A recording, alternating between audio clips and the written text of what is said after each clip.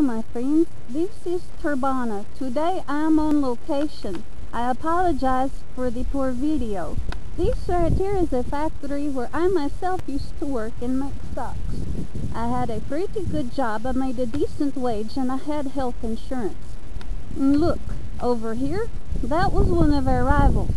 And over there, that one is closed down too.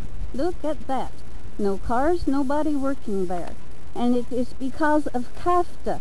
After it was signed into law, over 100 factories in this one little town shut down.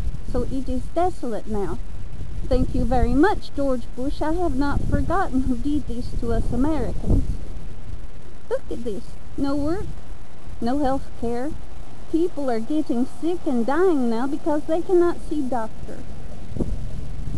Please, President Obama, for the sake of your people, repeal CAFTA.